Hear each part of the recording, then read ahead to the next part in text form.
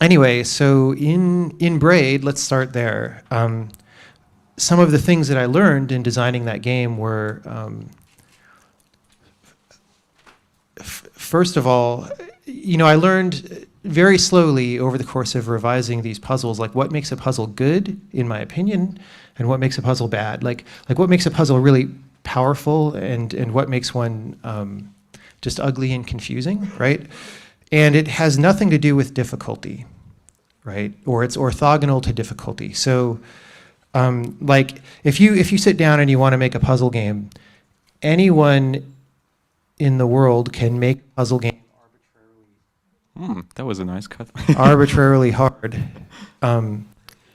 if they want to, right? Right. Like you can make a puzzle take 860 steps, half of which somebody has to guess, and it's impossible, right? I guess the most famous example for that is the whole broken sword.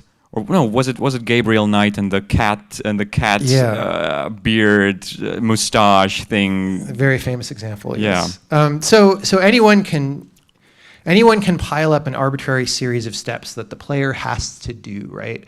And that's not interesting, and it's not really what makes things good to play, right? So I was doing this investigation in Braid of like, what is that makes it good to play? And when a puzzle, and again, this can be generalized beyond puzzles to like any kind of game interactivity, right?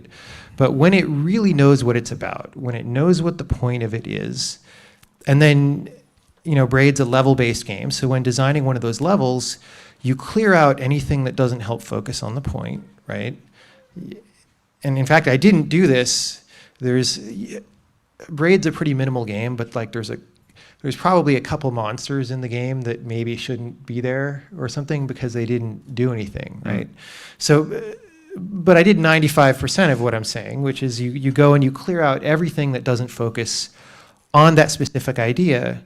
And then that extends to every part of the game. So not just like what we think of as level design, but visual design, right? Like where does your eye go when you look at the screen and you're trying to solve this thing? You want your eye to go to the relevant details, right? Because anyone can like visually obfuscate something to try and fool you, but that's not a very deep puzzle, right? It's like, oh, haha, I tricked you because you looked in the wrong place. If that's the point very specifically, and you make a good point out of that, that can be good. And in fact, you can make a whole game out of that. So like Space Giraffe or like Tuning by Cactus are visual obfuscation games. But if that's not really what you're doing, you don't want to rely on that. So this idea of focus and deliberacy, and when you are very deliberate like that, and somebody understands the puzzle, the resonance is very strong. It's like you hit a bell, right?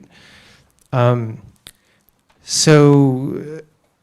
that's one of the main reasons why Braid is received as a good game, even though most people don't really understand that.